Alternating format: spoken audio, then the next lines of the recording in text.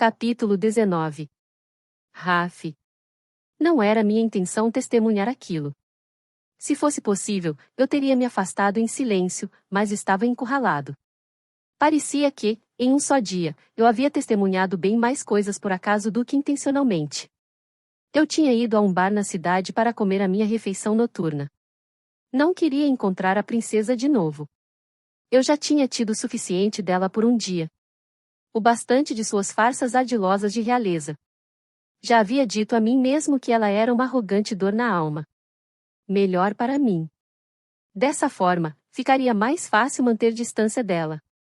No entanto, enquanto eu bebia a minha terceira cidra e mal tinha tocado na comida, percebi que ainda estava tentando discernir o que havia acontecido, e, a cada gole que tomava, eu a amaldiçoava de novo. O problema era que, durante a manhã, quando eu a tinha visto no cânion, fiquei de boca calada. Ela simplesmente se parecia com qualquer outra menina colhendo amoras silvestres. Com os cabelos trançados para trás, mechas soltas roçando seu pescoço, bochechas ruborizadas com o calor. Sem fingimentos. Sem ares de realeza. Nada de segredos que eu já não conhecesse. Palavras passaram pela minha cabeça tentando descrevê-la, mas nenhuma delas me pareceu exatamente certa. Eu permaneci sentado como um grande tolo no dorso do meu cavalo, apenas fitando-a. E então ela me convidou a ficar. Enquanto caminhávamos, eu sabia que estava seguindo uma trilha perigosa, mas isso não me impediu. A princípio, mantive todas as minhas palavras controladas, cuidadosamente medidas, mas então, de um jeito excepcional, ela as arrancou de mim. Tudo parecia muito fácil e inocente. Até que não era mais. Eu deveria saber disso. Em cima do penhasco, onde não havia nenhum outro lugar para ir, quando nossas palavras pareciam importar menos, e nossa proximidade, mais, quando eu não conseguiria forçar meu olhar contemplativo a se desviar dela nem para salvar minha vida, minha mente estava a mil com uma possibilidade, e uma possibilidade apenas. Aproximei-me dela. Houve um longo instante em que prendi a respiração, mas então, com umas poucas palavras venenosas dela, erro terrível, as marcas de bárbaros rosnadores. Fui nocauteado com a verdade. Ela não era simplesmente qualquer menina de 17 anos de idade, e eu não era nenhum jovem ajudando-a a colher frutas. Nossos mundos não eram nem um pouco similares. Lia tinha uma meta. Eu tinha outra. Ela praticamente cuspira suas palavras de condenação, e senti uma onda de veneno irromper por mim também. Lembrei-me do quão diferentes éramos, e que nenhuma caminhada para longe poderia mudar isso. Quanto mais eu bebia, mais nebulosa minha raiva ficava, para, logo depois, lampejos do encontro clandestino dela na floresta virem à tona para aguçar minha ira novamente. O que me levará a seguir Kaden? Enquanto eu dava água para meu cavalo, eu vi passando sorrateiramente pela trilha em direção a ela, e logo eu estava atrás dele. O que esperava? Não o que vi. Ela tem um amante. Eu sabia que estava acalentando uma fantasia perigosa. Depois de 4 cidras, paguei a conta e voltei para a estalagem.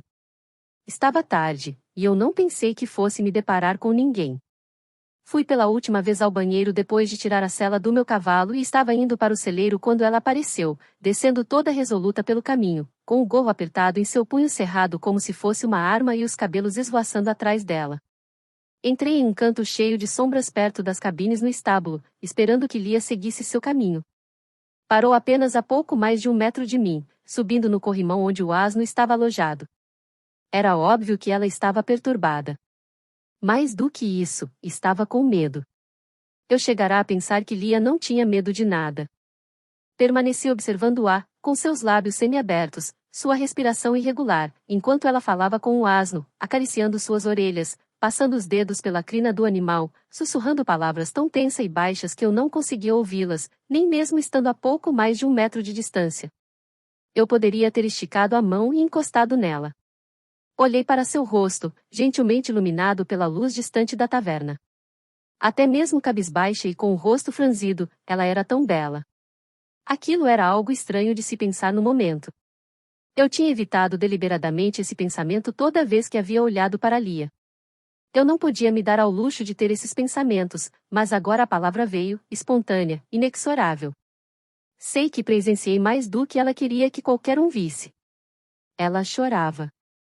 Lágrimas escorriam por suas bochechas e Lia, com raiva, as limpava, mas depois, qualquer que fosse o motivo que a fizesse sofrer, as lágrimas dela se tornaram insignificantes e voltaram a fluir livremente. Eu queria sair da escuridão, perguntar a ela o que havia de errado, mas suprimi rapidamente esse impulso e questionei minha própria sanidade, ou talvez, sobriedade. Não podia confiar nela, flertando comigo em um instante, encontrando-se com um amante no momento seguinte. Tive que lembrar a mim mesmo de que eu não me importava com quaisquer que fossem os problemas dela. Eu precisava ir embora. Tentei passar por ali sorrateiramente, despercebido, mas a cidra no bar era bem forte, e eu não estava me sentindo muito seguro dos meus passos. Minha bota derrubou um balde que eu não tinha visto. "Quem está aí?" ela gritou. Pensei que o engodo haveria de acabar e que ela estava prestes a saber que eu estava ali quando a outra menina apareceu, encobrindo minha presença.